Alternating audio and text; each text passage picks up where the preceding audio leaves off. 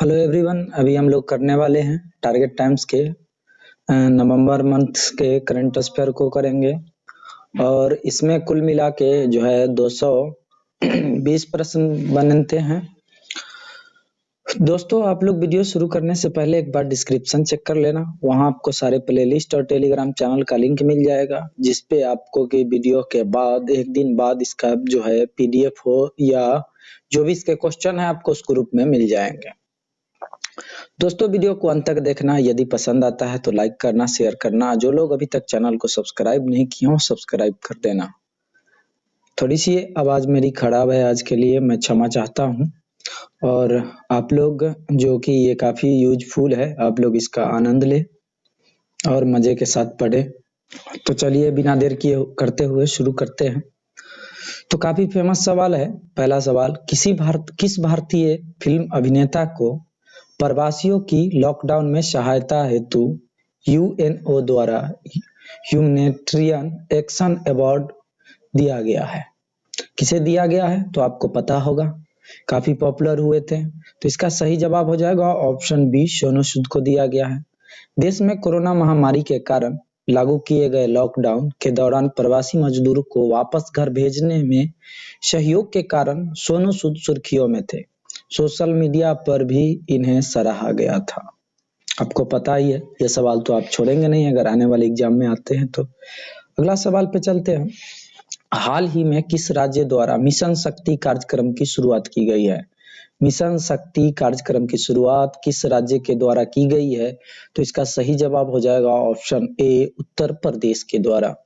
Mission शक्ति कार्यक्रम की शुरुआत उत्तर प्रदेश के मुख्यमंत्री योगी आदित्यनाथ ने जो है 17 अक्टूबर 2020 को किए हैं। इसका उद्देश्य महिलाओं को अपनी सुरक्षा के प्रति जागरूक करना है। अगला सवाल पे चलते हैं। किस गवर्नर को द बैंकर पत्रिका द्वारा national banker of the year 2020 Asia Pacific सम्मान से सम्मानित किया गया?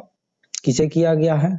तो इसका सही जवाब जो हो जाएगा ऑप्शन बी हो जाएगा, शक्तिकांत दास को जो है national banker of the year का अवार्ड जो है दिया गया है। भारतीय रिजर्व बैंक के गवर्नर शक्तिकांत दास को द बैंकर पत्रिका द्वारा national banker of the year 2020 Asia Pacific के रूप में सम्मानित किया गया। Centre for monitoring Indian economy द्वारा जारी बेरोजगारी की रिपोर्ट, जो कि 18 अक्टूबर 2020 को जारी किया गया था, में सर्वाधिक बेरोजगारी दर किस प्रांत में पाई गई है? सबसे अधिक बेरोजगारी दर जो है किस प्रांत में पाई गई है? तो इस रिपोर्ट के अनुसार जो है सबसे अधिक जो बेरोजगारी दर है उत्तराखंड में पाई गई है।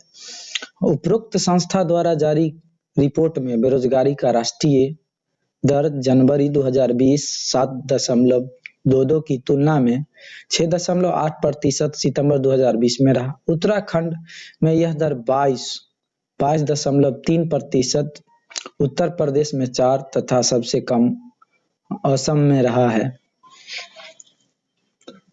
अगला सवाल पे चलते हैं। नमामि गंगे मिशन के तहत किस राज्य में 6 मेगा प्रोजेक्ट का प्रारंभ किया गया है? नमामि गंगे मिशन के तहत जो है 6 मेगा प्रोजेक्ट का प्रारंभ जो है किस राज्य में किया गया है? तो इसका सही जवाब हो जाएगा ऑप्शन सी, उत्तराखंड में किया गया है। पीएम मोदी द्वारा उत्तराखंड में 6 मेगा प्रोजेक्ट का जो है इसमें सीवेज ट्रीटमेंट भी शामिल है, उद्घाटन अभी हाल ही में किया गया है। लघु एवं सीमांत किसानों के कल्याण हेतु किस प्रांत में जल कल योजना शुरू की गई है? जल कल योजना जो है किस प्रांत में शुरू की गई है?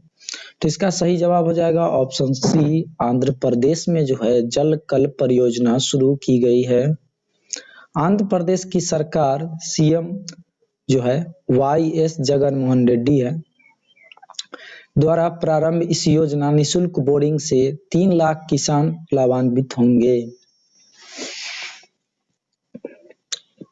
अगला सवाल पे चलते हैं। फूड प्रोसेसिंग क्षेत्र के विकास के लिए किस प्रांत में देश का 20वां मेगा फूड पार्क स्थापित किया गया है?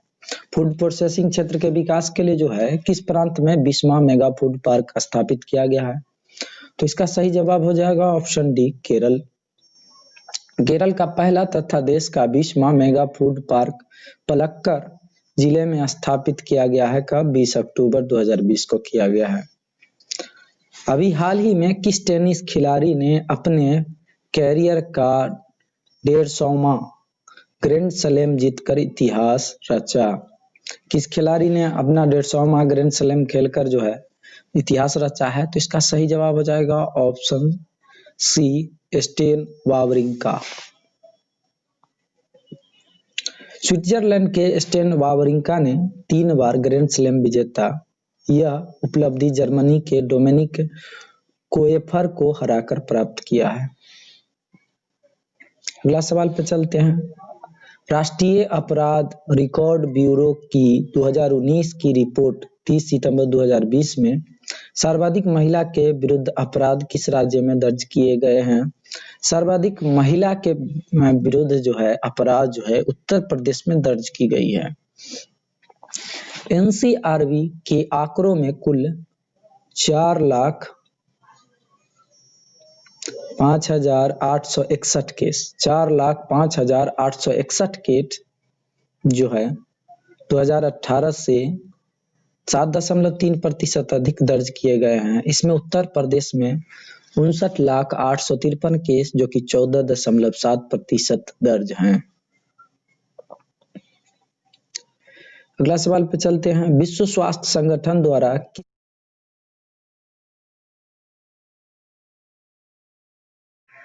के रूप में मान्यता दी जाती है? तो इसका सही जवाब हो जाएगा 2020 से 30। अगला सवाल पे चलते हैं। किस पूर्व महिला क्रिकेटर को सीनियर महिला चयन समिति का अध्यक्ष नियुक्त किया गया है? किस पूर्व महिला क्रिकेटर को सीनियर महिला चयन समिति का अध्यक्ष नियुक्त किया गया है? तो इसका सही जवाब हो जाएगा ऑप्शन बी नीतू डेविड को। उत्तर प्रदेश की सीनियर महिला टीम की कोच नीतू डेविड को बीसीसीआई द्वारा सीनियर महिला चयन समिति का प्रमुख बनाया गया है। अगला सवाल पे चलते हैं। रेज 2020 सम्मेलन का उद्देश्य किस क्षेत्र को बढ़ावा देना है? तो रेज 2020 सम्मेलन का उद्देश्य जो है वो है आर्टिफिशियल इंटेलिजेंस एआई का बढ़ावा देने का है। राज्य सम्मेलन में 5 अक्टूबर 2020 को आयोजित किया गया। देश के सभी क्षेत्रों में आर्टिफिशियल इंटेलिजेंस के उपयोग को बढ़ावा देने पर जोर दिया गया है, एआई पर जोर दिया गया है। भारत द्वारा स्मार्ट नामक सुपरसोनिक मिसाइल का परीक्षण कहां से किया गया? स्मार्ट नामक सुपरसोनिक मिसाइल का परीक्षण कहां से किया गया है? तो उड़ीसा से किया गया है। Supersonic assisted release of torpedo missile का परीक्षण 5 अक्टूबर 2020 उड़ीसा के व्हीलर द्वीप से किया गया। इसे डीआरडीओ द्वारा विकसित किया गया है। हिमाचल प्रदेश के रोहतांग में पीएम मोदी द्वारा किस ऐतिहासिक सुरंग का उद्घाटन किया गया? हिमाचल प्रदेश के रोहतांग में जो है पीएम मोदी द्वारा किस सुरंग का उद्घाटन किया गया है? तो किया गया है अटल टनल की। पीएम मोदी द्वारा 3 अक्टूबर 2020 को सबसे लंबी सुरंग का उद्घाटन किया गया। इसमें अब मनाली एवं लेह की दूरी 46 किलोमीटर कम हो जाएगी। इसरो द्वारा 2025 में किस ग्रह पर अंतरिक्ष मिशन भेजने का निर्णय लिया गया है? काफी वीवीआई सवाल है। इसरो द्वारा 2025 में किस ग्रह पर अंतरिक्ष मिशन भेजने का निर्णय लिया गया है? इसका सही जवाब हो जाएगा ऑप्शन बी शुक्र ग्रह पर। भारतीय अंतरिक्ष शोध संगठन द्वारा वर्ष 2025 में वीनस मतलब शुक्र मिशन लॉन्च करने का निर्णय लिया है। विश्व स्वास्थ्य संगठन द्वारा कोविड-19 के दौरान कुशल प्रबंधन के लिए किस भारतीय राज्य की प्रशंसा की गई है?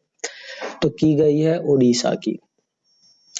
WHO द्वारा अम्फान तूफान के बीच ओडिशा सरकार के कोविड-19 महामारी से निपटने हेतु सफल राहत अभियान चलाने की प्रशंसा की गई है।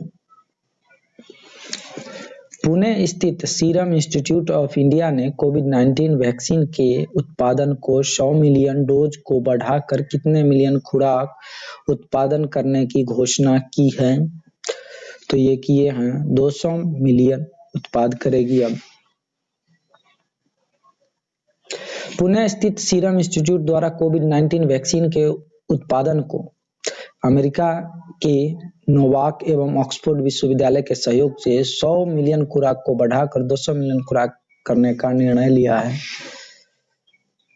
अगला सवाल पे चलते हैं। तीसरी पीढ़ी के मुख्य युद्ध टैंक का नाम बताया जिसे डीआरडीओ द्वारा एंटी टैंक गाइडेड मिसाइल का परीक्षण किया गया है।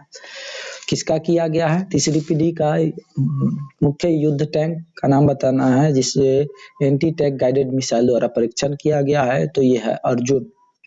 डीआरडीओ ने स्वदेश रूप से विकसित Arjun laser guided anti tank guided missile का सफलपूर्वक परीक्षण किया है। रेल मंत्री द्वारा निम्न में से किस स्टेशन का नाम बदलकर सिद्धार्थ नगर स्टेशन कर दिया गया है? तो आपको याद रखना है नौगढ़। नौगढ़ रेलवे जो है रेल मंत्रालय द्वारा नौगढ़ रेलवे स्टेशन का नाम गौतम बुद्ध के बचपन के नाम पर कर दिया गया है। लुम्बिनी बुद्ध का जन्म स्थान के समीप होने के कारण यह नामकरण किया गया है। अगला सवाल पे चलते हैं। फोर्ब्स द्वारा सबसे प्रभावित मुख्य विपणन अधिकारी सीएमओ की सूची में किसे प्रथम स्थान दिया गया है? किसे दिया गया है? तो ये दिया गया है रवि संथानम को। अमेरिका पत्रिका फोर्ब्स के 2020 संस्करण में सबसे प्रभावशाली भारतीय विपणन अधिकारी एचडीएफसी बैंक के रवि संथानम को घोषित किया है। वैश्विक सूची में इनकी रैंक 39 है।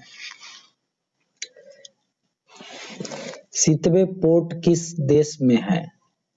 सीतवे पोर्ट किस देश में है जिसके परिचालन हेतु भारत ने अभी हाल ही में पैक्ट किया है? तो इसका सही जवाब हो जाएगा म्यांमार में है सीतवे पोर्ट। भारत एवं म्यांमार के बीच 5 अक्टूबर 2020 को इस पोर्ट के 2021 में परिचालन हेतु करार हुआ है। यह सीतवे पोर्ट भारत के कोलकाता से सीधे जुड़े सकेगा। भारत के कोलकाता से सीधे जुड़ेगा ये पोर्ट। विश्व शिक्षक दिवस 5 अक्टूबर को मनाया जाता है। इसके आयोजन में शामिल होने वाले संगठन हैं। कौन से संगठन शामिल हुए थे? तो यूनेस्को शामिल हुआ था, संयुक्त राष्ट्र मानव विकास कार्यक्रम भी शामिल हुआ था, अंतर्राष्ट्रीय श्रम संगठन भी शामिल हुआ था। कहने का मतलब उपरोक्त सभी शामिल हुए थे। विश्व शिक्षक दिवस मनाने का निर्णय 1966 में यूनेस्को एवं आईएलओ द्वारा लिया गया। भारत में 5 सितंबर को राष्ट्रीय शिक्षक दिवस बालकृष्ण राधाकृष्णन के सम्मान में मनाया जाता है। दिल्ली के मुख्यमंत्री अरविंद केजरीवाल द्वारा वायु प्रदूषण विरोधी अभियान किस नाम से शुरू किया गया है? तो ये किया गया है युद्ध प्रदूषण के नाम से शुरू किया गया है। दिल्ली सरकार द्वारा 6 अक्टूबर वायु प्रदूषण के विरुद्ध चलाए जा रहे युद्ध प्रदूषण अभियान के अंतर्गत सर्वाधिक प्रदूषित स्थलों को पहचान की जा रही है। इसके लिए ग्रीन दिल्ली नामक ऐप भी बनाया गया है। भारत द्वारा कोविड-19 से बचाव हेतु किस देश में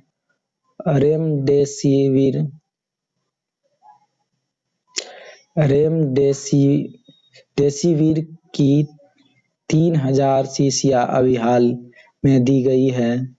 तो ये दिया है म्यांमार में। भारत ने यह सहायता म्यांमार को 3 अक्टूबर 2020 को दिया है। इस अवसर पर भारतीय सेना प्रमुख एमएम नरवणे ने म्यांमार से रक्षा से जुड़े अन्य विषयों पर भी वार्ता किया। भारत का कौन सा हवाई अड्डा पहला सौर से संचालित होने वाला एयरपोर्ट है? तो सौर से संचालित होने वाला पहला एयरपोर्ट है पुडुचेरी एयरपोर्ट। केंद्र शासित प्रदेश पुडुचेरी 100% सौर ऊर्जा से संचालित एयरपोर्ट का परिचालन प्रारंभ हुआ है। दोस्तों अभी 25 ही सवाल कराते हैं। इसमें टोटल 220 क्वेश्चन है। तो इसे मैं 5-6 पार्ट में एक 2 रोज पर अपलोड कर दूंगा इसको डेली। और इसे आप लोग पाने के लिए जो है सब्सक्राइब कर दीजिए इस चैनल को और ज्यादा से ज्यादा अपने दोस्तों के पास शेयर कर दीजिए। और आप लोग प्लेलिस्ट चेक कर लेना, उसमें आपको बहुत सारे जीके वगैरह मिल जाएंगे, विषयवार वीडियो मिल जाएंगे।